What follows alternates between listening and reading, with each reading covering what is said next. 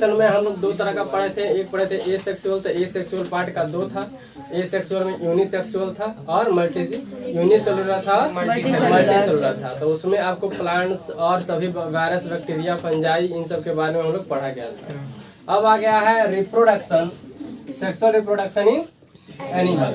Sexual reproduction in animal में क्या है कि दो चीजों की हमेशा जरूरत रहेगी, एक मेल और एक फीमेल। इसको आपको पूरा टॉपिक लिख दिया गया है। इस टॉपिक को लिख के इसलिए समझाया जा रहा है ताकि आपसे कोई टॉपिक ना छूटे। इधर स्पेस इसलिए रख दिए हैं ताकि जो कुछ समझाना हो तो इधर समझा दें। समझ में आ रहा है? तो सारे टॉपिक लिखी गई है। इसमें से कुछ ऐसे टॉपिक्स भी हैं जो आपके बुक से कट गया है, लेकिन उसको जानना जरूरी है आगे के लिए। अगर आप ही अगर मान लीजिए XYZ या फिर Z ग्रुप का या Y ग्रुप का आपके पास पेपर आता है तो ये सारे टॉपिक दोहराए जाएंगे। X और Y ग्रुप जब भी के ऊपर अगर आपका पेपर आ गया तो पुराने टॉपिक्स को ही उठाएगा, नए टॉपिक्स को नहीं उठाएगा। ठीक है, तो ध्यान में दीजिएगा। अब देखिए, तो इसमें सेक्सुअल रिप्रोडक्शन करने के लिए आपको जरूरत होती है मेल और फीमेल की। चाहे आपका कोई भी जीव जंतु हो, कोई किसी भी प्रकार का लिविंग ऑर्गेनिज्म है, तो लिविंग ऑर्गेनिज्म को उसको सेक्सुअल रिप्रोडक्शन के लिए हमेशा दो गैमेट्स की जरूरत पड़ेगी, एक मेल और एक फीमेल। मेल और फीमेल गैमेट्स किसे कहते हैं? तो मेल में आपका आता है स्पर्म। स्पर्म हिंदी में इसको शुक्राणु कहते हैं। स्पर्म आता है, तो स्पर्म का स्ट्रक्चर कल बनवाए थे आपको। ठीक, तो स्पर्म में आपको जो बताया थे, तो आगे इसके बीच में रहता है आपका न्यूक्लियस रहता है। इसको हेड बोलते हैं, सीरा बोलते हैं हिंदी में। और यहाँ से लेकर यहाँ तक माइटोकॉन्ड्रिया का बना रहता है और इसका नाम क्या रहता है? टेल नाम रहता है। ठीक है, और यही स्पर्म मोटाइल होता है, इसको हिंदी में चल बोलते हैं। चल का मतलब एक जगह से दूसरे जगह ये क्या कर सकता है? एक जगह से दूसरे जगह ये जा सकता है। ठीक है, ट्रेवल कर सकता है। और वो किसकी सहायता से? तो टेल अपनी पूंछ की सहायता से, जो किससे बना रहता है? तो माइटोकॉन्ड्रिया से बना रहता है। और इसके अंदर जितना भी आपको न्यूट्रिएंट्स मिलेंगे वो सारा का सारा फॉर्मेशन कहाँ होता है? माइटोकॉन्ड्रिया में होता है। और आपको पूछा जाएगा smallest cell of human being. ठीक, smallest cell of human being, तो आपका जवाब होगा स्पर्म। स्पर्म जो शुक्राणु है वो हमारे ह्यूमन जाति में सबसे छोटी कोशिका मानी जाती है। ठीक है, सबसे छोटी कोशिका मानी जाती है। वहीं दूसरी तरफ क्या होता है कि फीमेल गैमेट्स आएंगे, तो फीमेल गैमेट्स में आपका ओवा या फिर एग, हिंदी में इसको अंडा बोलते हैं या फिर अंड बोलते हैं। ठीक है, इसको एग बोलते हैं। अब ये एग का फॉर्मेशन होता कहाँ है? तो एग का फॉर्मेशन आपका ओवरी में होता है। एग जो होता है आपका एग के अंदर क्या रहता है? ये पूरा का पूरा मटेरियल किससे बना रहता है? ये पूरा साइटोप्लाज्म से। किससे? ये पूरा का पूरा साइटोप्लाज्म से बना रहता है। साइटोप्लाज्म से बना रहता है। और इसके बीच में न्यूक्लियस, नाभिका या केंद्रक जो रहता है, इसी के बीच में रहता है। अब देखिए, इसमें इस साइटोप्लाज्म से बना हुआ जेली लाइक जरूर रहता है, लेकिन इसके अंदर ये नॉन मोटाइल होता है। ये क्या होता है? Non motile. ठीक है, ये नॉन मोटाइल होता है, मतलब ये अचल होता है। ये अपने आप एक जगह से दूसरे जगह नहीं जा सकता है। जैसे कि हमारा स्पर्म क्या है, एक जगह से दूसरे जगह जा सकता है, लेकिन आपका ओवम जो है, जो एग है, वो एक जगह से दूसरे जगह नहीं जा सकता है। एग का फॉर्मेशन कहाँ होता है? तो एग का फॉर्मेशन आपका ओवरी में होता है। कहाँ पे आता है? ये ओवरी में होता है, जिसको हिंदी में क्या कहते हैं? अंडाशय कहते हैं। ठीक है, अंडाशय कहते हैं, ओवरी में होता है। अब ध्यान दीजिए, ह्यूमन में सब स्मॉलेस्ट सेल का नाम आएगा तो स्पर्म लिखेंगे, लेकिन जब लार्जेस्ट सेल इन ह्यूमन की बात होगी तो ओवम लिखेंगे या फिर एग बोलेंगे। ठीक है, याद रखिएगा इसको। लार्जेस्ट सेल की जब बात होगी, लार्जेस्ट सेल इन ह्यूमन में, मनुष्यों में सबसे बड़ी कोई कोशिका कही जाती है तो एग कहा जाएगा, ओवा कहा जाएगा या फिर उसको। लेकिन ये नॉन मोटाइल होता है, ये एक जगह से दूसरे जगह सर्वाइव नहीं कर सकता है। इसमें कोई दिक्कत? अब देखिए, गैमेट्स में स्पर्म और ओवम का नाम इसलिए आता है क्योंकि इसके अंदर इसके अंदर सभी प्रकार की आपको न्यूट्रिएंट्स मिल जाते हैं। इस एग में वो सारा न्यूट्रिएंट्स रहता है जो एक बॉडी को कंप्लीट करने के लिए चाहिए, एक्सेप्ट स्पर्म, मतलब कि स्पर्म को छोड़कर। अगर स्पर्म इसको मिल जाए तो पूरे बॉडी का फॉर्मेशन ये कर सकता है।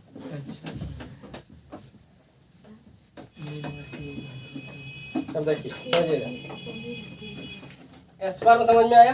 ठीक, स्पर्म में किसी को दिक्कत फिगर वगैरह में? अब इधर समझते हैं। स्पर्म का फॉर्मेशन आप देखेंगे तो स्पर्म का फॉर्मेशन कहाँ होता है? टेस्टिज में। कहाँ होता है? टेस्टिज में। इसके अंदर क्या होता है? स्पर्म का फॉर्मेशन होता है। और इस स्पर्म का फॉर्मेशन के लिए कौन कौन से जिम्मेदार है? तो आपको इसी टेस्टिज से 2 हार्मोन्स रिलीज होते हैं। हार्मोन्स, इस हार्मोन से बताते हैं हम, कौन से बताइए? टेस्टोस्टेरोन। टेस्टोस्टेरोन, ठीक है, टेस्टोस्टेरोन, ठीक है। ये रिलीज होता है कहाँ से होता है? ये आपका टेस्टिस से। और यही जिम्मेदार होते हैं आपके बॉडी में जो भी चेंजेस होता है, यही जिम्मेदार होते हैं, यही हार्मोन्स जिम्मेदार होते हैं किसी भी प्रकार के बॉडी में चेंजेस के लिए। लेकिन आप जब आएंगे ओवरी में, ठीक है, तो ओवरी में क्या ओवरी से क्या रिलीज होती है? एग ओवर रिलीज होती है। और आपका फीमेल पार्ट में, जो फीमेल पार्ट है उसमें कौन सा हार्मोन आता है? एस्ट्रोजन। एस्ट्रोजन, एस्ट्रोजन और एक और है प्रोजेस्टेरोन। PROGESTERON, ठीक है, प्रोजेस्टेरोन। ये 2 हार्मोन्स क्या होते हैं कि ये आपका मेल में टेस्टोस्टेरोन यही जिम्मेदार होता है हमारे पुबर्टी के लिए। और फीमेल में एस्ट्रोजन जो है, प्रोजेस्टेरोन जो है, वो जिम्मेदार होता है आपके फीमेल रिप्रोडक्टिव ऑर्गन्स और बॉडी में जो भी चेंजेस होते हैं उसके लिए। तो बॉडी में जो चेंजेस होते हैं उस पूरे पीरियड का नाम है पुबर्टी। उस पूरे पीरियड का नाम है पुबर्टी। हम लोग का जो भी एक चैप्टर की शुरुआत होती है तो सबसे पहले शुरुआत में आपका आएगा पुबर्टी, क्योंकि पुबर्टी जो है क्लास 8 और आपको क्लास 10 में भी इसका इंट्रोडक्शन दिया है, क्योंकि कारण उसको बताना पड़ेगा क्यों होता है, कैसे होता है, तो आपको बताना पड़ेगा। पुबर्टी क्या होता है कि फीमेल में आप तो देखेंगे तो फीमेल में अभी तो 12 से 14 साल के बीच में शुरू हो जाता है पुबर्टी, और मेल में भी करीब 13 से लेकर 14 साल या 15 साल के आसपास में पुबर्टी शुरू हो जाती है। पुबर्टी का मतलब ये होता है कि हमारे बॉडी में सभी तरह के बदलाव शुरू हो जाते हैं। बदलाव, अगर कोई छोटा बच्चा है 5, 6, 7 साल का है तो आप उसको ऊपर से नॉर्मल देखकर आप ये नहीं बता सकते हैं कि लड़का या लड़की है। लेकिन जब उसका पुबर्टी, जब उसका युवा किशोरावस्था जब शुरू हो जाती है तो आप उसको देखकर बता सकते हैं। ये जो शुरू होता है आपका 12 से 14 साल के अंदर, या किसी का 15 साल के अंदर से शुरू होता है। जो भी स्टार्टिंग पीरियड है वो सबका लाइफ का अलग अलग हो सकता है, लेकिन एवरेज मान के चला गया है 12 से 14 साल। ठीक, आजकल के खान पान और एटमॉस्फेयर को देखते हुए 12 से 14 साल होता गया है, क्योंकि यहाँ की भारत की जलवायु जो है, जो हमारे इंडिया की जलवायु जो एटमॉस्फेयर है वो हॉट है। तो हॉट होने की वजह से क्या हो जाता है कि यहाँ के लोग, यहाँ के बच्चे बहुत कम उम्र में ही एडल्ट की तरह दिखने लगते हैं। आपका 15-16 साल में ही बच्चा बिल्कुल एडल्ट की तरह दिखने लगता है। उसके सभी बॉडी पार्ट्स क्या होते हैं, ग्रो हो जाते हैं, डेवलप कर जाते हैं, और डेवलप करने की वजह से बिल्कुल एडल्ट की तरह दिखने लगता है, क्योंकि हमारे भारत का जो एटमॉस्फेयर है वो थोड़ा सा हॉट है, गर्म है। अब जरा समझिए इस अवस्था में क्या होता है। तो इस अवस्था में क्या होता है कि मान लीजिए कि मेल में आपको फेस से देखने को मिलेगा, दाढ़ी मूछ आना शुरू हो जाता है, उसके शोल्डर्स कंधे चौड़े शुरू हो जाता है, आवाज़ भारी होने लगती है आपको, ठीक है। और उसके बाद आपके जो भी इन द हैंड, ठीक है, यहाँ पे आपको हेयर मिल जाता है। जो भी हेयर इस तरह का यहाँ पे प्रोड्यूस होते हैं, उत्पन्न होते हैं, ऐसे हेयर को जो हमारे जन्नांग के बीच ये जो हेयर मिलते हैं, इन सभी को प्यूबिक हेयर कहा जाता है। ठीक, इस तरह का बदलाव सभी में होता है। इसी के अपोजिट में आपके फीमेल में क्या होता है कि हम लोग का आवाज़ भारी होता है तो उन लोग का आवाज़ शार्प होता है, पतला होता है। उन लोग का शार्प होता है, हम लोग का कंधा चौला होता है तो उनका हिप चौला होता है, ठीक है। और इसमें क्या होता है कि सभी चीज़ें धीरे धीरे बॉडी डेवलप कर जाती है। तो इन सब के जिम्मेदार कौन होता है? तो हमारे अगर मेल बॉडी में चेंजेस हो रहा है तो उस कौन सा कारण है? टेस्टोस्टेरोन। और अगर फीमेल बॉडी में चेंज हो रहा है तो प्रोजेस्टेरोन और एस्ट्रोजन। दो ऐसे हार्मोन्स की वजह से होता है। इन दोनों हार्मोनों को एक्टिवेट करने के लिए आपके माइंड के पास एक कौन सा भुट्टे के दाने के बराबर आपका एक मास्टर ग्लैंड होता है, जिसको मास्टर ग्लैंड को बोलते हैं पिट्यूटरी ग्लैंड। पिट्यूटरी ग्लैंड जो एक्टिवेट करता है 12 से 14 साल के बीच, उसके बाद ही हमारे बॉडी में सभी चेंजेस शुरू स्टार्ट होते हैं। ठीक, तो ये पूरी पॉवर्टी है। पॉवर्टी के बाद हम लोग आएंगे मेल रिप्रोडक्टिव सिस्टम और फीमेल रिप्रोडक्टिव सिस्टम। आप देखिए गैमेट्स में दोनों में अंतर समझ गए, दोनों में क्या है। अब हम लोग पहले समझेंगे मेल रिप्रोडक्टिव सिस्टम के बारे में। अब देखिए मेल रिप्रोडक्टिव सिस्टम में आपका सबसे इम्पोर्टेंट चीज है स्पर्म। स्पर्म के अंदर क्या होता है? आपका टेल्स होता है, हेड होता है, न्यूक्लियस होता है, साइटोप्लाज्म से बना रहता है, माइटोकॉन्ड्रिया होती है। ठीक है, ये सभी ये क्या होता है? ये मोटाइल होता है। मोटाइल अगर कोई वर्ड यूज करता है तो आप दिमाग में रखिएगा कि चलने की स्थिति को बोल रहा है। और मोटाइल आपका सिर्फ और सिर्फ स्पर्म है, एग नहीं है। तो ऑप्शन में आता है तो ध्यान से टिक मारिएगा। उसके बाद देखिए स्पर्म के इसके बाद रिप्रोडक्टिव ऑर्गन्स जब आफ्टर पॉवर्टी जब ये पूरे तरीके से डेवलप हो जाते हैं तो आपका इसका जो भी आपका स्पर्म है वो पूरे तरीके से डेवलप और क्या हो जाता है? प्योर हो जाता है। और इसको डेवलप स्पर्म कहते हैं। समझिए, इस पूरे को समझिए। इसमें क्या रहता है कि इसमें जो छोटे छोटे ये टेस्टीज हैं, ये छोटा सा टेस्टी रहता है। तो टेस्टी हमारा पेयर में रहता है, जोड़े में रहता है। ठीक, एक जोड़ा मतलब कि एक पेयर का मतलब होता है 2 पीस। ठीक है, तो एक जोड़े में 2 पीस होते हैं। और जिसमें ये रहता है उस थैली का नाम है स्क्रोटम। वृष कोष बोलते हैं इसको, वृष कोष बोलते हैं, स्क्रोटम बोलते हैं। इसी में हमारा टेस्टिस जो है आपका विद्यमान रहता है। और ये कहाँ रहता है? तो पेट के नीचे रहता है। हमारे बॉडी के इंटरनल टेम्परेचर से 3 या 4 डिग्री कम रहता है। ठीक है, हमारे बॉडी का इंटरनल टेम्परेचर अगर मान लेते हैं कि 36 डिग्री है तो इसका टेम्परेचर 33 डिग्री होगा, कम रहता है, 3 या 4 डिग्री कम रहता है। और ये हमारे पेट के नीचे रहता है। ठीक है, अब देखिए तो इस पूरे थैले का क्या नाम है? स्क्रोटम। पूरे थैले का क्या नाम है? स्क्रोटम। इसके अंदर क्या है? टेस्टिस। टेस्टिस के अंदर क्या फॉर्मेशन होता है? पूरे इसके अंदर क्या फॉर्मेशन होता है? स्पर्म। अब इसके अंदर टेस्टिस के अंदर फॉर्मेशन कर रहा है आपका स्पर्म। अब इसके लिए 2 तरह की नालिकाएं बनाई गई। नालिकाएं का मतलब कि 2 तरह का ट्यूब बनाया गया है। अब ये ट्यूब आगे जाकर आपका एक ही ट्यूब से जुड़ता है जो आपके पेनिस के थ्रू निकलता है। अब ये पेनिस कुछ नहीं काम करता है, सिर्फ इसका 2 ही काम है, हमारे यूरिन को बॉडी से बाहर निकालना और स्पर्म को ह्यूमन बॉडी में क्या मेल के बॉडी से फीमेल के बॉडी में ट्रांसफर करना। और कोई काम इसका नहीं है। समझिए, ये जो आपका यूरिनरी ब्लैडर है इसमें आपका यूरिन इकट्ठा होता है। यूरिन इकट्ठा आपका कितना ml तक हो सकता है?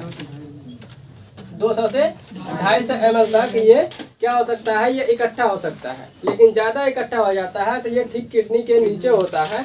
और इसी की एक और पाइप ऊपर जाकर जुड़ी रहती है हमारे किडनी से, क्योंकि हमारा यूरिन जो भी है वो यूरिन पूरे तरीके से प्यूरिफाई कहाँ पे होता है? किडनी में होता है। तो हमारा यूरिन किडनी में होता है, किडनी से जुड़ा रहता है। इसी में आकर आप देखे होंगे तो इसी में 2 पाइप और जुड़ी रहती है। वो आपको लाइफ प्रोसेस में पढ़ाए थे। ठीक, देखिए जब भी क्या आता है कि इस तरीके से रहती है, छोड़िए उसको। हाँ, यूरेटर। तो इसमें क्या था कि यूरिन इकट्ठा होता है। यूरिन जो है किसके थ्रू आती है? तो इसको बोलते हैं यूरेथ्रा ना, ठीक, यूरेथ्रा बोलते हैं। यूरेथ्रा इस पाइप को बोलते हैं। यूरेथ्रा के थ्रू आपका यूरिन भी आता है और यूरेथ्रा के थ्रू आपका स्पर्म भी आता है।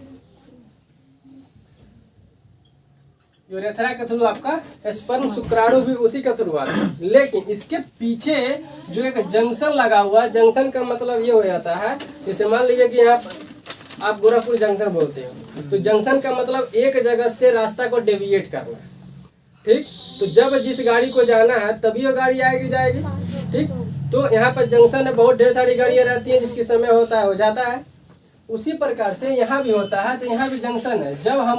जब इसमें यूरिन आपका इकट्ठा हो जाता है, जब हम यूरिन निकालने की कोशिश करते हैं बॉडी से, तो यूरिन ही निकलता है, ना कि स्पर्म निकलता है।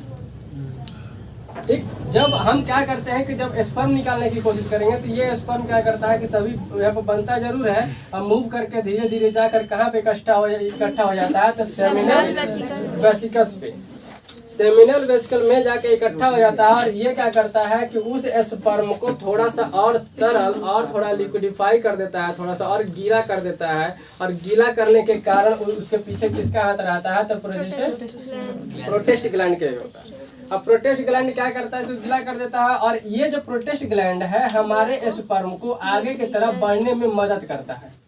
अगर ये आगे यहाँ पे आएगा, ये थोड़ा सा उसको और गीला करता है, मतलब कि इधर से जब जाता होगा तो ये ज्यादा गाढ़ा रहता होगा। ठीक, ज्यादा कोलाइडल रहता होगा और ये ज्यादा कोलाइडल ज्यादा गाढ़ा होगा तो इसको क्या करता है, ये पतला करता है। और जो आपका प्रोटेस्ट ग्लैंड है इस स्पर्म को फिर आपके यूरेथ्रा के थ्रू बाहर निकालने के, पेनिस के थ्रू बाहर निकालने की कोशिश करता है। तो यहाँ से यहाँ जो मूवमेंट होती है वो किसके वजह, कौन सी ग्लैंड की वजह से होती है, प्रोटेस्ट ग्लैंड की वजह से होती है।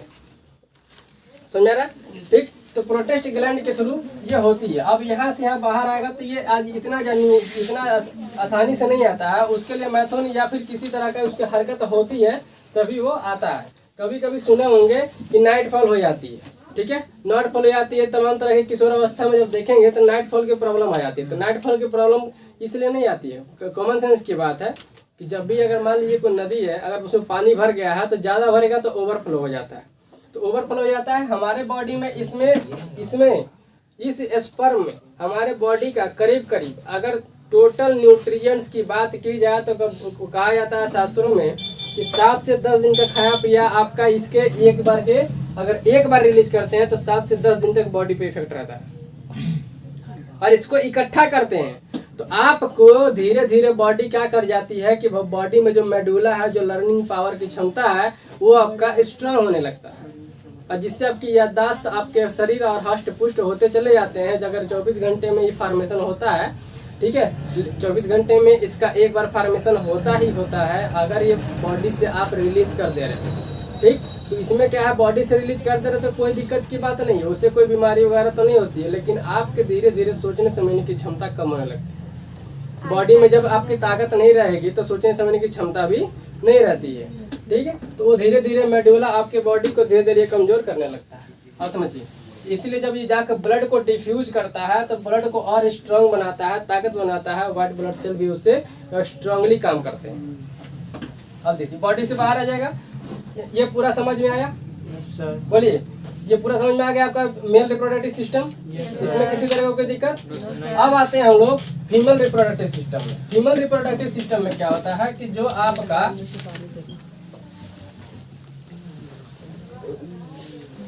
फीमेल रिप्रोडक्टिव सिस्टम में जो फीमेल गैमेट्स का नाम है उसको ओवा या एग कहते हैं। वो कहाँ फार्मेशन होता है, तो ओवरी में, इसको अंडाशय बोलते हैं। यहाँ पे फार्मेशन होता है। और ओवरी में फार्मेशन होने के लिए इसमें हजारों लाखों पहले से ही, अब जो बच्ची छोटी है, जो 5-6 साल की बच्ची है, उसको में आपको बॉडी ऑर्गन्स या किसी तरह देख के आप बता नहीं सकते हैं कि मेल है या फीमेल है, लड़का है या लड़की है, हम उसको नहीं बता सकते हैं। लेकिन जब वो क्या होता है, किशोरावस्था पार कर जाता है या ड्यूरिंग द पॉवर्टी के दौरान ही हम उसे देखकर बता सकते हैं कि हाँ वो आपका लड़की है।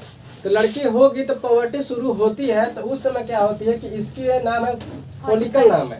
इसमें हजारों फोलिकल प्रेजेंट होते हैं। फोलिकल हिंदी में होते हैं पुटिका। ठीक, इसमें हजारों बहुत छोटे दाने के बराबर क्या होती है कि पुटिका या फिर फोलिकल प्रेजेंट होती है। इसीलिए एक पूरा गुच्छा रहता है, उसके अंदर जो आपके छोटे अंडे के रूप में ये प्रेजेंट है। जब बाहर निकलता है एक तो फार्मेशन होता है, ओवरी से बाहर एग निकल के धीरे धीरे किधर जाता है, ओविडक्ट मतलब होता है अंडवाहिनी। मतलब कि जो आपका एग निकलेगा वो किस रास्ते जाएगा, आपका किसके रास्ते जाएगा, तो ओविडक्ट के रास्ते जाएगा। और यहाँ पर आकर इसको क्या कहा जाता है, ओविडक्ट या फिर फैलोपियन ट्यूब कहा जाता है। ओविडक्ट या फिर फैलोपियन ट्यूब कहा जाता है। अब यहाँ पर आकर कुछ दिनों तक वेट करता है, 4 से 5 दिनों तक क्या करता है, वेट करता है। 4 से 5 दिन नहीं, 3 ही दिन करता है, 4 से 5 दिन, किसी रूप में आगे पीछे लिख दिया है। 3 ही दिन करता है। अब ये क्या होता है कि ये एग आएगा और एग आने के बाद यहाँ पर ये वेट करता है 3 से 4 दिन तक, और अगर इसको जो है अगर स्पर्म मिल जाएगा तो फर्टिलाइज कर जाएगा।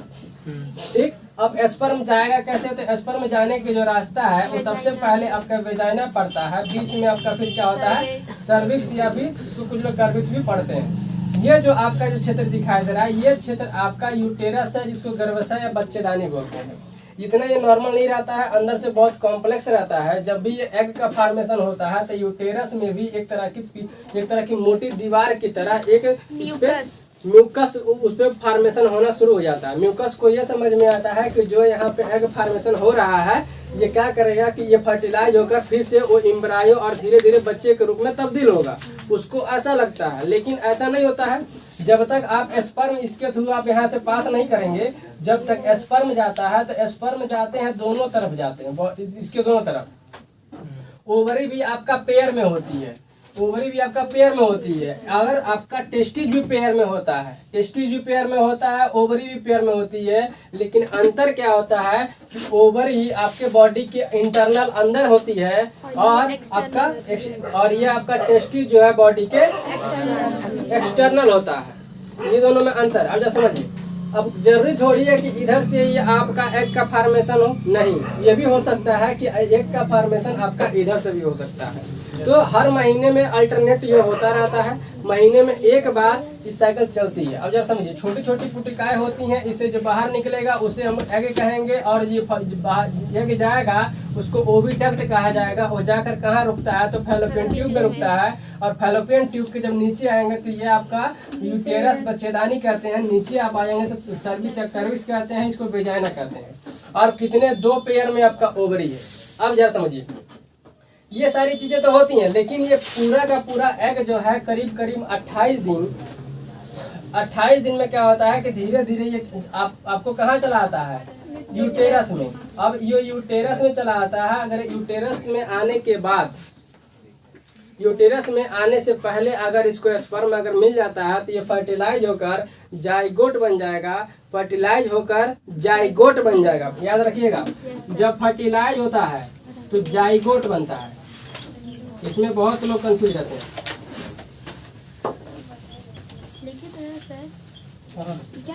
फर्टिलाइजेशन के पहले जाइगोट बनता है। हाँ ठीक है, देखिए सर, इसमें गैमेट्स का क्या मतलब है? गैमेट्स का मतलब कि स्पर्म और ओवम, ये दोनों के दोनों को गैमेट्स बोलते हैं। दोनों गैमेट्स मिलते हैं तो क्या बनेगा?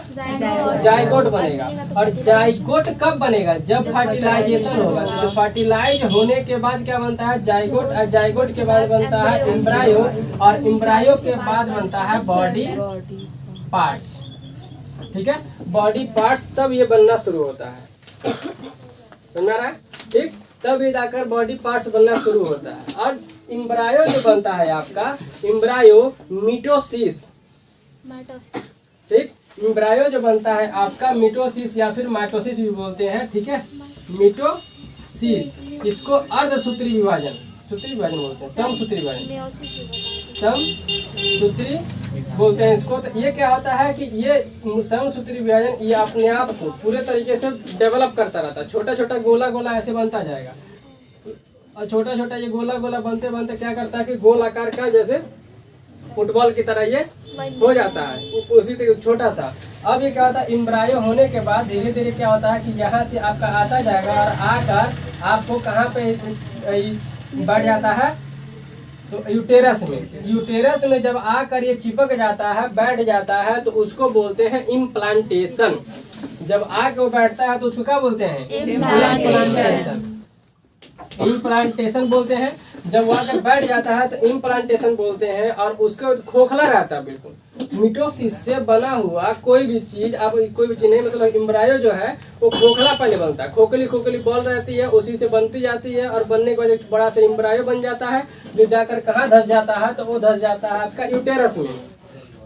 यूटेरस में जब बैठ जाता है तो वहाँ पर जो उसकी दीवारें होती हैं वो धीरे धीरे क्या करती हैं, इसको डेवलप करने में सहायता करती हैं। ठीक, डेवलप करने में अब सहायता जब कर रही है तो डेवलप करने में इसको सहायता तो करेगी, लेकिन धीरे धीरे बॉडी पार्ट्स का निकलना इसमें अब शुरू होता है। तो बॉडी पार्ट्स का जब निकलना शुरू होता है तो वो किसमें होगा पहला काम? आपका एम्ब्रायो में, जाइगोट में नहीं। जाइगोट क्या होता है कि दो गैमेट्स का मिलन को बोलते हैं, फर्टिलाइजेशन को बोलते हैं जाइगोट। जाइगोट के बाद बनता है एम्ब्रायो, एम्ब्रायो के बाद बॉडी पार्ट। और एम्ब्रायो किसके वजह से बनता है? तो समसूत्री आपको माइटोसिस से बनता है। माइटोसिस विभाजन होता है, डिवीजन बोलते हैं उसको, सेल डिवीजन। तो सेल डिवाइड कर करके छोटा छोटा खोखला बनाता जाता है और पूरे तरीके से एम्ब्रायो बनता है, फिर बॉडी पार्ट्स बनते हैं। यहाँ तो कोई दिक्कत। अगर यही चीज, अगर इसको स्पर्म जो है दोनों तरफ जाता है, अब आपको बता चुके हैं कि स्पर्म क्या है, कि स्पर्म करीब करीब आपके बॉडी से कितने लाख की मात्रा में, करीब करीब मान कर चलिए कि 36 मिलियन के आसपास ये निकलते हैं। 100% गारंटी कोई नहीं कह सकता है कि हाँ 36 मिलियन 20 लाख 30 लाख ही निकलेंगे, ऐसा कोई गारंटी नहीं है। सबके बॉडी का अलग अलग होता है, सबके बॉडी का आपका इम्यून सिस्टम अलग है, सबके बॉडी के सोचने समझने हर चीज की क्षमता क्या होती है, अलग अलग होती है। तो स्पर्म में भी बिल्कुल उसी तरह है, लेकिन 36 के 36 मिलियन इस एक एग को फर्टिलाइज नहीं कर सकते हैं। तो 36 मिलियन या फिर जो भी 20 लाख 30 लाख 40 लाख जो भी रहे, वो जितना भी रहेगा उसमें से कोई एक ही स्पर्म जो क्या करेगा कि इसको फर्टिलाइज करेगा। और जो सबसे स्ट्रॉन्गेस्ट और सबसे बेस्ट रहेगा वही वहां तक पहुंच पाएगा। बाकी सब क्या होगा कि रास्ते में ही वो सब डेड कर जाते हैं, वो सब खत्म हो जाते हैं। ठीक है। अब क्या होता है कि जब बॉडी के, फीमेल बॉडी के अंदर स्पर्म कितने दिन? 72 घंटे।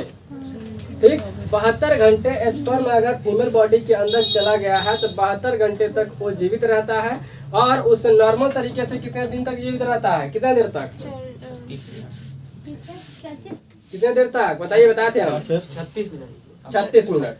ठीक है। बाहर जो है आपको मान लीजिए कि 36 मिनट आधे घंटे के आसपास जीवित रहेगा, उसके बाद वो डेथ कर जाता है। और इसका जो मात्रा होती है लगभग, अगर बॉडी एक बार बॉडी से रिलीज हो रही है तो करीब करीब 1 चम्मच या 2 चम्मच के आसपास ये निकल पाता है। विकी डोनर मूवी देखिएगा, उसमें आपको दिया हुआ है। विकी डोनर मूवी में आपको इसमें इसके बारे में और अच्छे से बताया है, आप देखेंगे तो समझ में आएगा। अब क्या है 36 मिलियन। अब यहाँ पर जो गया है जो फर्टिलाइज करेगा, तो उसके अंदर तो सारे के सारे चीजें उसमें क्या प्रेजेंट है। वो क्या करेगा, धीरे धीरे आपका बॉडी पार्ट्स डेवलप करना इसमें शुरू कराता है। यहाँ तक किसी को दिक्कत है? अब देखिए, अब जो है इसके अंदर जो बेबी जो बॉडी पार्ट्स बनेगा, तो बॉडी पार्ट्स वो धीरे धीरे क्या बनाता है, तो बेबी बनाना शुरू करता है। और बेबी पूरे 100% डिवीजन के लिए 9 मंथ 10 डेज का समय लगता है, जो 280 दिन होता है। 280 दिन में कोई भी कंप्लीट बेबी 100% तैयार होती है। 9 महीना कहना गलत होता है। ठीक है, 9 महीना कहना उसमें गलत होता है, इसलिए क्योंकि 9 महीना 10 दिन पूरी प्रक्रिया ये चलती है। अगर 280 दिन का कोई बेबी अगर बर्थ कर रहा है तो उसको कंप्लीट बर्थ बोला जाता है। पूरे दिन की पैदाइश हम लोग गार्जियन बोलते हैं, देखे होंगे दादा परदादा के, जब कोई बच्चा चाहता है तो बोलते हैं लोग कि पूरे दिन की पैदाइश है, इसीलिए इतना शैतान है। तो उसके अंदर इम्यून सिस्टम, सोचने समझने की क्षमता आप टक्कर नहीं हो पाएगा उसका मतलब अलग ही हिसाब रहता है। इम्यून से जल्दी बीमार नहीं पड़ेगा, सोचने समझने की क्षमता बहुत अच्छा रहेगा, हर चीज से वो पूरे तरीके से स्वस्थ रहेगा, हेल्दी रहेगा। 9 महीने 10 दिन का। अगर कम या ज़्यादा होता है तो उसमें चल जाता है, 9 मंथ का भी है तब भी चल जाता है, लेकिन वो चीज़ें तो नहीं आ जाता जो बेस्ट में और गुड में फ़र्क होती है। सर एग्जाम्पल आप तो है। हमारी मम्मी कहते हैं 9 महीने 8 दिन के हैं, हमारा छोटा वाला भाई भी 9 महीने 8 दिन का है, जो सबसे छोटा वाला वो 9 महीने का है। तो उसमें अंतर है, तो वो अलग हिसाब कराता है, तो कंप्लीट बेबी बर्थ होता है। मेरे भैया है, उनका जो बच्चा है वो 9 महीने 10 दिन पूरे कंप्लीट दिन की पैदाइश है। लिखता कुछ नहीं है, कॉपी इनकम्प्लीट रहता है, लेकिन नंबर 95% के नीचे नहीं आया है। उसका दिमाग इतना सेंसिटिव है। एक पंजाबी है, उनका भी एक बच्चा, वो भी कंप्लीट दिन की पैदाइश है। अलग ही थिंकिंग है। लड़के का भी नहीं कंप्लीट है। चैप्टर टॉपिक पूछिए, एक बार चैप्टर पढ़ लिया, स्कूल में पढ़ा दिया गया, खुद भी रीड कर लिया, काम खत्म। पूछो तुमको जहाँ से मन करे। वो लड़का नहीं बता रहा हूँ। उसका अजीबा हिसाब किताब रहता है, तो आपको सब बताएगा। लिखने के लिए भी एक भी कोई कॉपी हो जिसमें आंसर ना लिखे हो, शैतानी भी उसी तरह, घर का कोई सामान बच जाए जो न टूटे। ये सारी चीजें उसमें मिलती हैं। तो कंप्लीट दिन की पैदाइश का फायदा भी होता है। अब कंप्लीट दिन की पैदाइश में डिपेंड करता है मेल और फीमेल पे को प्लानिंग किस तरह कर रहा है, क्योंकि जो ये एग है इसमें से जब एक बार ये एग निकलेगा तो ये टोटल प्रक्रिया चलती है आपको मेंस्ट्रुएशन साइकिल बोलते हैं ना इसको, मेंस्ट्रुएशन साइकिल, जिसको शॉर्टकट में एमसी बोलते हैं। ठीक है, अब जरा समझिए, ये टोटल प्रक्रिया चलती है 28 दिन के लिए। कितना दिन? 28 दिन। अभी टोटल प्रक्रिया चलती है 28 दिन। 28 दिन की प्रक्रिया में क्या होता है कि यहाँ से एग निकलता है और एग जाकर धीरे धीरे फॉर्मेशन होता है। ये हर 28 दिन पे, इसको बोलते हैं मेंस्ट्रुएशन साइकिल, हिंदी में माहवारी या फिर उसको धर्म, मासिक चक्र या फिर रज्जो धर्म भी कहा जाता है इसको। अब जरा समझिए, इसको पूरे तरीके से चलने के लिए पूरे 28 दिन का प्रक्रिया लग रहा है, लेकिन जब ये फर्टिलाइज होता है तब वहाँ से क्या होता है, एक एग का फॉर्मेशन होता है। धीरे धीरे जाने के बाद वो कहाँ पे चला जाता है, वो चला जाता है फिर से फैलोपियन ट्यूब में। तो फैलोपियन ट्यूब में पहुँचने में उसको लग जाते हैं 14 दिन। ठीक है, किसी किसी बुक में 14 से 16 दिन दिया है, किसी में 14 दिन दिया है, किसी में 15 दिन दिया है, लेकिन वो वेट करता है 2 से 3 दिन। अब फैलोपियन ट्यूब में वेट करेगा स्पर्म का फर्टिलाइज होने के लिए। अगर नहीं मिलेगा तो फिर बॉडी से जब बाहर आ जाता है, तो बॉडी से जब बाहर आता है तो जो इसमें म्यूकस जो बना रहता है वो क्या होता है, फर्टिलाइज होकर म्यूकस के साथ बॉडी से फिर बाहर निकल जाता है। इस पूरे प्रक्रिया को बोलते हैं मेंस्ट्रुएशन साइकिल। और ये हर मंथ में आता है। एक बार आपको राइट से आएगा तो एक बार लेफ्ट से आएगा, एक बार लेफ्ट से तो फिर राइट से, ये हर अल्टरनेट होता रहता है। कभी कभी क्या होता है कि अगर ये पूरे अगर स्पर्म नहीं पाता है तो ये क्या हो जाता है कि आपका 28 से 30 दिन या कभी कभी जल्दी आना ठीक है, लेट में आना थोड़ा दिक्कत होती है। तो कैसे इसमें बहुत ज़्यादा पेनिंग वगैरह भी दिक्कत होती है, फिर वो अलग मैटर है। ये समझ में आ रहा है कि नहीं आ रहा? 28 दिन का ये प्रोसेस चलता है। वेट कितना करता है कि 14 दिन तक अक्सर मान के चला जाता है कि 14 दिन में ये फैलोपियन ट्यूब में पूरे तरीके से मेच्योर स्थिति में, सबसे बेस्ट पोजीशन में आपका एग जो है बिल्कुल मेच्योर स्थिति में रहता है, ना वो खराब रहता है और ना ही किसी तरह का उसमें कोई डैमेज रहती है। जैसे फूल होता है, फूल आप फूल देखे होंगे तो फूल क्या होता है, मान लीजिए फूल है तो फूल अभी फुला रहा, फुलाया तो फिर अपने एक चरम सीमा पर आता है कि उस समय वो सुगंधित भी करेगा और आपको आकर्षित भी करेगा, सबसे बेस्ट पोजीशन पर आता है। उसके बाद अगर 2-3 दिन रख देंगे तो उसके बाद उसकी सुंदरता, उसकी महक धीरे धीरे कम होगी, मतलब धीरे धीरे डैमेज होना शुरू होता है, खराब होने की तरफ बढ़ता है। उसी तरह इसकी भी स्थिति है। 14 दिन आता है, 15, 16 और 17वें दिन तक, 16वें 17 2 ही दिन लिखा हुआ है बुकों में, ठीक है, किसी में 3 हार्डली ये वेट करता है। अगर उस समय इसको मिल जाता है तो बच्चा 9 महीना 10 दिन का होने का गारंटी है। 9 महीना 10 दिन का। अगर एक आध दिन लेट हो जाता है तो फिर जैसे जैसे आप इधर लेट करेंगे वैसे वैसे इधर दिन कम होता चला जाता है। एक्सेप्शनल किसी का बेबी जो देखेंगे 7 महीना 8 महीने पर भी डिलीवरी हो जाती है, तो उसके पीछे भी कारण होता है। उसके पीछे हो सकता है कि उस तरह का डेवलपमेंट हुआ उसके बॉडी का, लेकिन ये सभी में नहीं होता। इसमें जो पढ़ाया जा रहा है ये सभी संपूर्ण जातियों के बारे में पढ़ाया जा रहा है, जो ह्यूमन बीइंग है, जो नॉर्मल सर्वाइव करते हैं उनके बारे में। एक्सेप्शनल अलग चीज़ है, ठीक है। तो अब ये 14वें दिन, 15वें दिन, 16वें दिन अगर इसको स्पर्म मिल जाएगा तो 9 महीने 10 दिन का हो जाएगा। अब इसको 20वें दिन मिलेगा तो 3 दिन इधर से घटेगा तब। तो इस तरह का यहाँ पे फॉर्मेशन होता है। अभी जब पूरे तरीके से फॉर्मेट होगा तो जरूरी ये है कि आपका स्पर्म भी अच्छे क्वालिटी का पहुंचेगा, क्योंकि एक बार में 36 मिलियन के आसपास आपका क्या होगा, डिलीवर होगा। 3 इडियट मूवी देखे हैं? हाँ। स्टार्टिंग में ही जब वो गुफा में अपनी कार लेके जा रहा होता है तो देखिए उसी से बताता है कि पैदा होने के लिए भी 36 मिलियन की रेस लगानी पड़ी थी। 36 मिलियन की रेस लगानी पड़ी थी। जब से पैदा होने से पहले ही रेस लगा हुआ, तो जिंदगी में पैदा होने के बाद और रेस लगा हुआ है, बताता है ना उसमें। ठीक, हम लोग बचपन में हम लोग के स्कूल में दिखाया गया था एक मूवी। और तारे जमीन पे 2 मूवी है आमिर खान की, बहुत अच्छी मूवी है, दोनों बहुत अच्छी है। तो हम लोग के स्कूल में दिखाया गया था, हम लोग क्लास 6 में पढ़े होंगे। अब जरा ध्यान दीजिए, उस समय क्या होता है, उसमें बताता है इसका मतलब कि आपको जो सबसे स्वस्थ स्पर्म होगा वही ना पहुंचेगा। आपका डैमेज तो कोई भी अगर विकलांग है, डैमेज है बॉडी से किसी तरह का, तो दौड़ पाएगा? नहीं दौड़ पाएगा। तो सबसे तेज जो पहुंचेगा वही फर्टिलाइज करता है। फर्टिलाइज होने के बाद आपका जाइगोट, एम्ब्रायो, बॉडी पार्ट्स बनना शुरू होते हैं। और याद रखिएगा ये सभी चीजें, इस समय क्या होता है कि माताओं के शरीर में बहुत तेजी से हार्मोनल चेंज होते हैं। तब उस टाइम पे सबसे ज्यादा हार्मोनल चेंज होते हैं इसमें, ठीक, हार्मोनल चेंज। कभी कभी उनको गुस्सा आएगा, कभी खुश रहेंगे, तो सब बॉडी करता जाता है। जब यहाँ पर बेबी का, जब यहाँ पर एम्ब्रायो का प्लांटेशन हो जाता है तो इसके साथ और माता के साथ जुड़ जाती है एक नली जिसका नाम है प्लेसेंटा। इसका नाम क्या है? तो किसके साथ जुड़ी रहती है? इसीलिए सारा चीज खिलाते पिलाते हैं लोग, न्यूट्रिएंट्स। एम्ब्रायो और किसके साथ? सही में किसके साथ? देखिए प्लेसेंटा, हिंदी में इसको बोलते हैं गर्भनाल, ठीक, यूटेरस के साथ, ठीक है, ये जुड़ जाते हैं। ये प्लेसेंटा का काम क्या है? प्लेसेंटा का काम ये है कि माता के थ्रू बॉडी, इंटरनल बॉडी में रहता है, और ये बच्चा जो रहेगा पूरे बच्चेदानी में रहेगा, पूरा एक कवर रहता है, उसमें रहता है वो। तो उसके अंदर लिक्विड की मात्रा ये रहती है कि उसको चोट वगैरह ना लगे, उसे पूरे तरीके से कवर करने के लिए भी भगवान ने बहुत सोच समझ के बनाया है। जेली बैग स्ट्रक्चर रहता हाँ, तो उसमें रहता है कि बच्चे को किसी तरह कोई हानि ना रहे। अब देखिए, तो अब प्लेसेंटा रहता है, प्लेसेंटा गर्भनाल के थ्रू क्या करता है कि oxygen and nutrients, oxygen and nutrient, जितना हमारा ऑक्सीजन और पोषक तत्व है वो किसके थ्रू जाता है? प्लेसेंटा के थ्रू ही वो जाता है, ठीक है, प्लेसेंटा के थ्रू जाता है। और कुछ टॉपिक हम छुटाएंगे,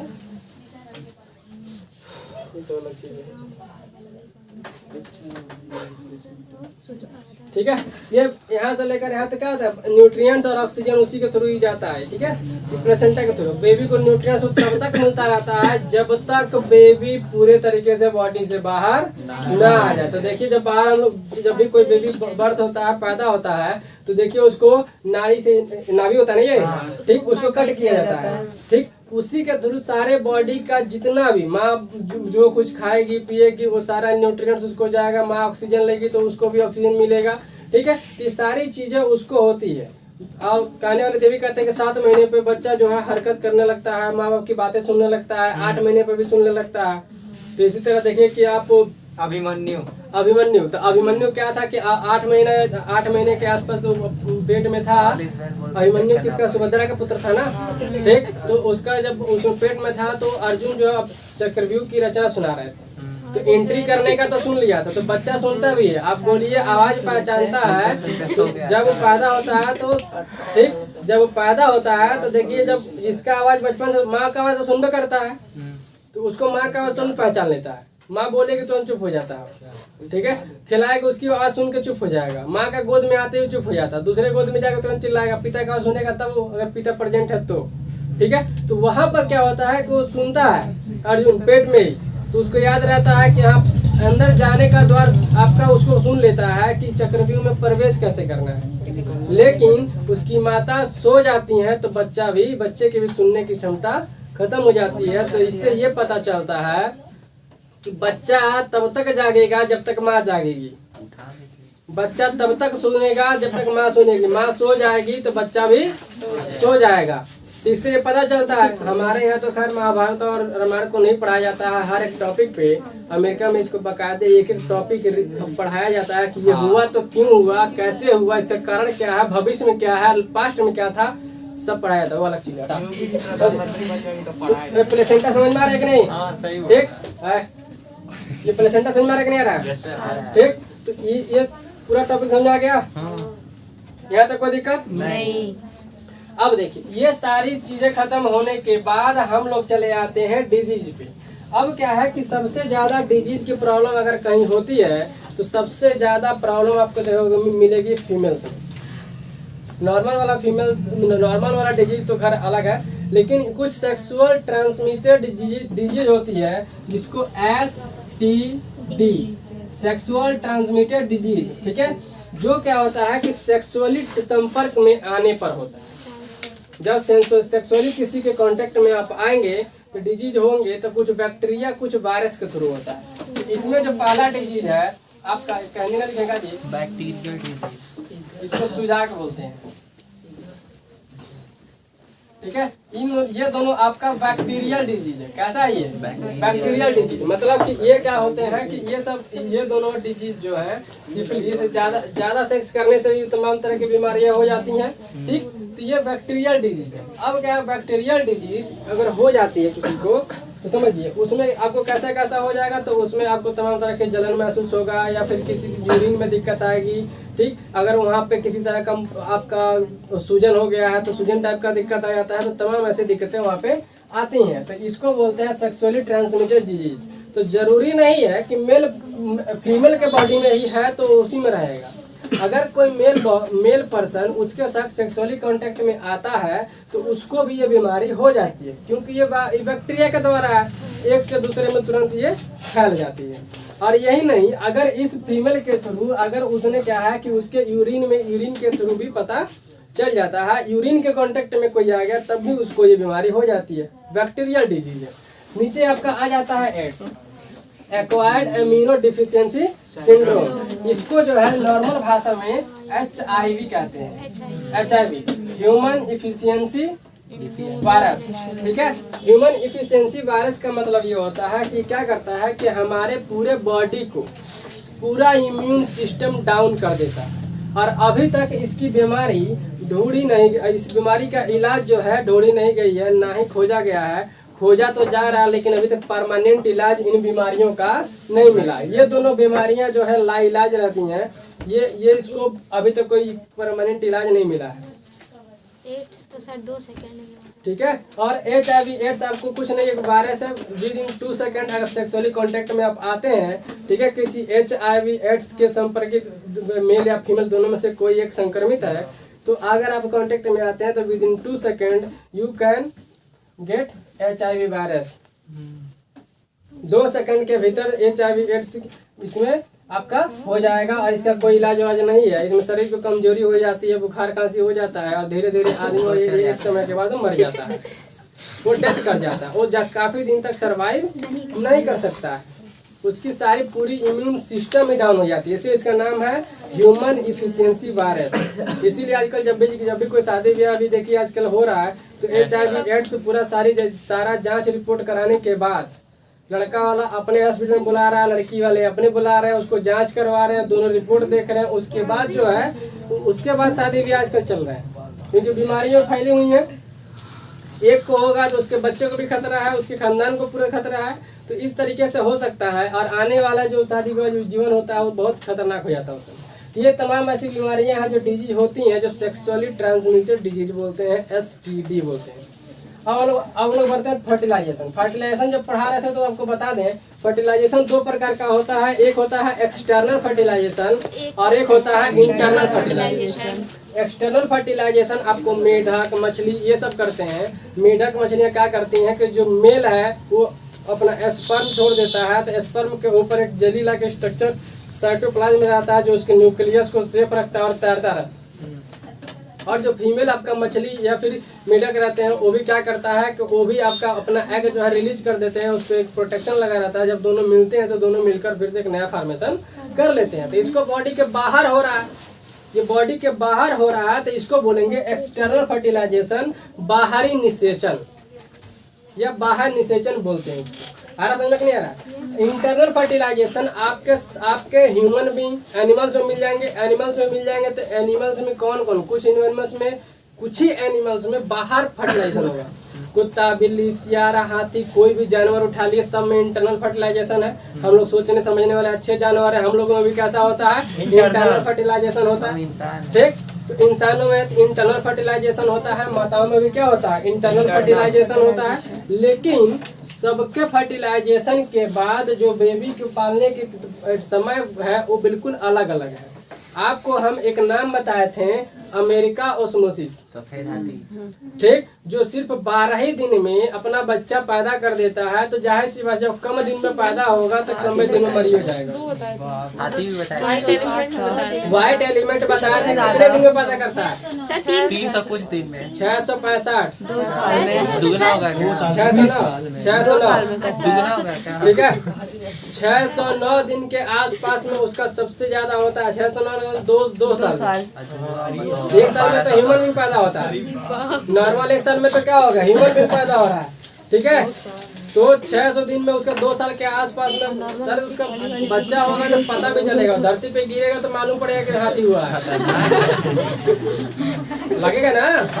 ठीक है, कुत्ते का बच्चा नहीं ना है 10-12 को निकल के पता नहीं चला। ठीक है, कुत्ते का एक ही बार बच्चा देगा, बार 10-12 को दे दिया, पता नहीं चला होगा। सर उन सबका सर मेंस्ट्रुअल साइकिल हम देखे थोड़ी है, तो तुम देखे होगे ना, इसे तुम्हें में लगे रहते हो तुम। सर उन लोग का मेंस्ट्रुअल साइकिल 6-6 महीने का चलता है। हाँ, उन लोग का तो 6 महीने का होता है, ये उन लोग का। अब देखिए कुछ ऐसे भी जीव जंतु हैं, समझे, कुछ ऐसे भी जीव जंतु हैं जो आपको इंटरनल फर्टिलाइजेशन तो करते हैं, लेकिन जब उसके यूटेरस में इम्प्लांटेशन हो जाता है, एम्ब्रायो बन जाता है, बॉडी का पार्ट्स होना बनना शुरू होता है, लेकिन बॉडी से कोई मतलब नहीं रहता है, उसके बॉडी से बिल्कुल कुछ मतलब नहीं रहता है, तो ऐसे कुछ जानवर को कहा जाता है बीबी पार्टी, जरायुता। इसमें कौन आता है, बिच्छू आ जाएगा, या फिर आपको एक डॉग है, ठीक, वो डॉग एक नाम बता रहे हैं, इसमें सबसे बिच्छू याद रखो पहले एक तो बिच्छू के अंदर इंटरनल फर्टिलाइजेशन होता है, लेकिन जब उसके इंटरनल फर्टिलाइजेशन होगा तो इम्प्लांटेशन के बाद उसके बॉडी से किसी प्रकार का कोई मतलब नहीं रहता। लेकिन माताओं में क्या है कि इम्प्लांटेशन के बाद बॉडी से पूरा मतलब है, टोटली मतलब बॉडी से है, खाना पीना बच्चे का हर चीज मतलब है। लेकिन उस ऐसे भी कुछ जीव जंतु हैं जिनके बॉडी पर प्लांटेशन नहीं मतलब रहता है, तो क्या बोलते हैं इसको, बीबी पार्टी बोलते हैं। और जिनसे और कुछ ऐसे रहते हैं जो काफी दीर्घायु तक चलते हैं, उसको ओवी पार्टी।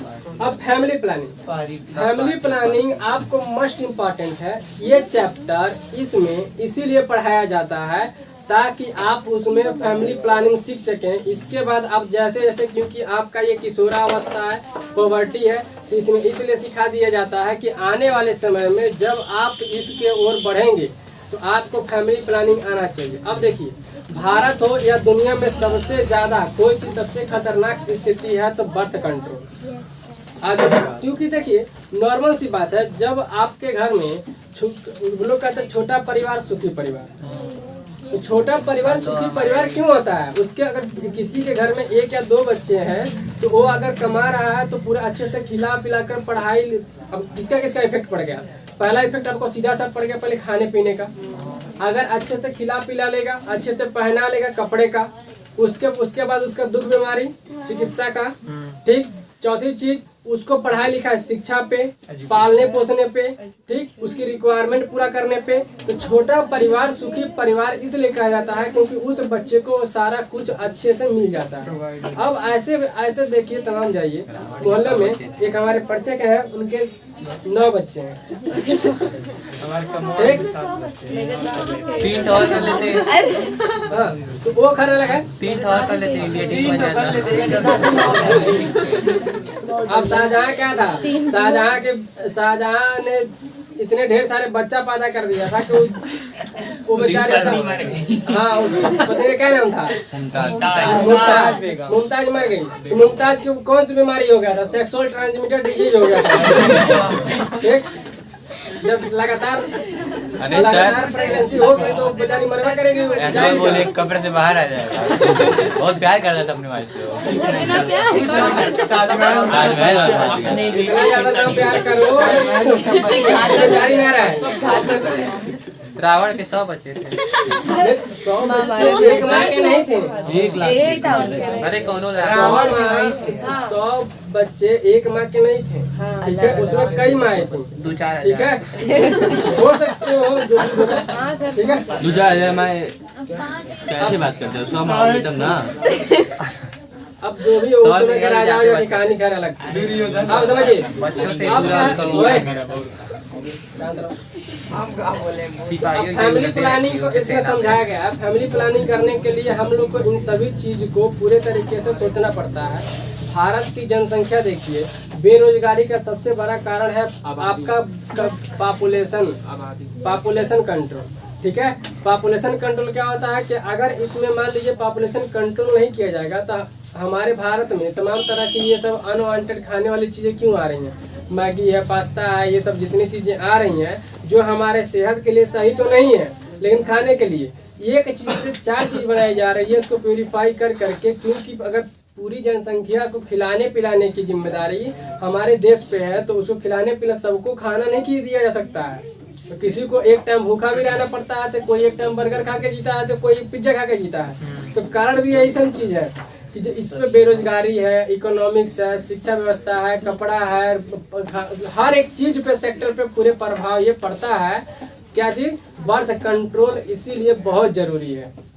फिलीपींस में जाइए, रूस में जाइए, चीन में जाइए, ये पूरे तरीके से रूल लागू हो चुका है कि वहाँ पर एक बच्चे से ज़्यादा जो पैदा करेगा उसको जो आपको दंड अपराध दिया जाएगा, अपराध के क्षेत्र में माना जाएगा।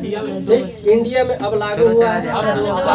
ठीक है, हाँ, अब सिर्फ और सिर्फ यहाँ पर 2 बच्चे, चाइना में 1 ही बच्चे है, चाइना में 1 ही बच्चे की क्वालिटी है। आप जरा समझिए इसमें क्या है कि इसमें अब इसको फैमिली प्लानिंग करने के लिए आपको सबसे पहले क्या जरूरी है, आप सोचिए कि क्या हम चला सकते हैं कि नहीं चला सकते। सिंपल सी बात है, कोई भी इस महंगाई के ज़माने में इतना सर्वाइव नहीं कर सकता कि 10 बच्चे पैदा कर ले या 10 को खिला ले। वो ऐसा नहीं हो सकता। जो मेरे संपर्क हैं उनका हालत गड़बड़ रहता है, वो पढ़ा नहीं पाते हैं, एक भी बच्चे नहीं पढ़ते हैं, खाली खाते हैं सब, किसी पे कपड़ा है किसी का कपड़ा नहीं है, चलाते ठेला है। अब ये चैप्टर आपको क्यों पढ़ाया जा रहा है? आपको चैप्टर इसलिए पढ़ाया जा रहा है कि आप इस फैमिली प्लानिंग के समझ सकें और फैमिली प्लानिंग के थ्रू आप इस पूरे भारत की बढ़ती हुई जनसंख्या को भी समझ सकें, इसलिए समझा जा रहा है। अब अनपढ़ गंवार है, उनको समझ में नहीं आता है। जब उनको नहीं समझ में आता है कि फैमिली प्लानिंग क्या होती है तो फैमिली प्लानिंग करते हैं अपना। फैमिली प्लानिंग करने के बाद 1 से 2 बच्चे बहुत हैं। ठीक, तो कुछ बच्चे हैं, कुछ गार्जियन भी हैं जो सिर्फ बेटे की चाह में 3-4 बेटियां हो जाती हैं, तो बेटियां भी बेटों से कम नहीं है। मेरे मामा के भी हो गए 4 बेटे। चलिए समझिए, अब इधर फैमिली प्लानिंग करने के लिए सबसे चीज है कि उसमें रुकावट, उसको रोका कैसे जाए। अगर मान लीजिए कि सेक्सुअली कांटेक्ट में आते भी हैं तो उनको सबसे बड़ी दिक्कत है कि प्रेगनेंसी हो जाने के बाद सबसे ज्यादा खतरा बन जाता है माँ के शरीर पे। ठीक, तो उसको रोकने के लिए सबसे पहले आपको मार्केट में चल रहे हैं तमाम तरह के कॉन्डम्स चल रहे हैं, वो बेस्ट उपाय है। आप उससे क्या कर सकते हैं कि आप फीमेल बॉडी पे बिना किसी तरह का नुकसान पहुंचाए आप उसको क्या कर सकते हैं, ठीक है, उसको निरोध कहते हैं हिंदी में। ठीक है, उसको क्या कर सकते हैं, पूरे उसको लॉक कर दो, बंद करा उसको मोबाइल बंद कर तो बोल रहा है। 2000 कौन है ये? काय उठा रहा है? जो उड़ा दे। चल, तो उसमें क्या होता है कि फैमिली प्लानिंग करने के लिए आप तमाम तरीके से रुकावट का प्रयोग कर सकते हैं। ठीक है, अब इसमें कॉन्डम है। कॉन्डम क्या करता है कि आपको फीमेल बॉडी पे किसी भी तरह का नुकसान पहुंचाए बिना आप प्रेगनेंसी से बचा सकते हैं। जब प्रेगनेंसी से बचा सकते हैं तो आप माता भी सुरक्षित है, पिता भी सुरक्षित है। जब भी उसको, अब उसमें क्या है, इसमें हम लोग को बुक में ये सिखाया जाता है कि एक बच्चे से दूसरे बच्चे के बीच में 3 से 5 साल का अंतर रखना चाहिए, ताकि माँ का स्वस्थ जो शरीर है वो जब एक बार एक बेबी को जन्म दे देती है तो उसको रिकवर होने में साल भर 1.5 साल लग जाते हैं। ठीक, रिकवर होने में साल से 1.5 साल लग जाते हैं। उसके बाद आपको नया बेबी फिर से जन्म कराने के लिए तो आपको 1.5 साल का मौका और चाहिए। जब माँ स्वस्थ रहेगी तभी बच्चा स्वस्थ रहेगा। अब जब माँ स्वस्थ रहेगी तभी पूरा परिवार स्वस्थ रहेगा। ठीक, तो उसके लिए आपको ये बेस्ट उपाय है। दूसरा है आपका सेफ पीरियड। सेफ पीरियड का मतलब ये होता है कि जब सेफ पीरियड का मतलब समझिए, इसमें क्या होता है कि मेंस्ट्रुएशन साइकिल के 7 दिन पहले, मेंस्ट्रुएशन साइकिल के 7 दिन बाद, ऐसा माना जाता है। 100% ये विश्वसनीय नहीं है, 100% ट्रस्ट आप इस पे नहीं कर सकते हैं। मेंस्ट्रुएशन साइकिल के 7 दिन पहले और मेंस्ट्रुएशन साइकिल के 7 दिन बाद अगर कोई, इसमें ऐसा कहा था कि सेक्सुअली कांटेक्ट में अगर आप आते हैं तो प्रेग्नेंस होने के चांसेस कम है। कम है, नहीं है, नहीं है, कम है। तो मगर मतलब कि अगर पीरियड आने वाला, मान लीजिए पीरियड अगर 20 तारीख को आ रहा है या फिर मेंस्ट्रुएशन साइकिल कंप्लीट आपका क्या 20 तारीख को हो रहा है, तो 20 तारीख से 7 दिन पहले 13 तारीख 15 तारीख या 16 तारीख को ये क्या हो रहा है कि सेक्सुअली कांटेक्ट में आ रहे हैं तो प्रेग्नेंट होने के चांसेस ना के बराबर हो जाते हैं, लेकिन ऐसा 100% आप ट्रस्ट नहीं कर सकते हैं। इसके बाद आपका आ जाता है कि अगर मेंस्ट्रुएशन साइकिल के प्लस 7 दिन बाद अगर आगे बढ़ जाते हैं तो उसके 7 दिन के बाद तो वो आपका क्या होता है, एक तो आपका फैलोपियन ट्यूब में आ ही जाएगा, तो फिर आपका अगर स्पर्म में जाएगा तो फिर वहाँ पर दिक्कत होना ही है। 7 दिन के अंदर तक अगर आप सेक्सुअली कांटेक्ट में आते हैं तो प्रेग्नेंट होने के चांसेस कम है, ऐसा कहा जाता है। तो इस पूरे पीरियड को 7 दिन आगे और 7 दिन पीछे पूरे पीरियड जो 14 दिन है तो इसको कहा जाता है सेफ पीरियड कहा जाता है, क्योंकि स्त्रियों का ये सुरक्षित समय रहता है कि इस समय अगर कोई व्यक्ति बिना कंडोम के भी सेक्सुअली कांटेक्ट में आता है तो बच्चा पैदा होने के चांसेस कम से कम हो जाते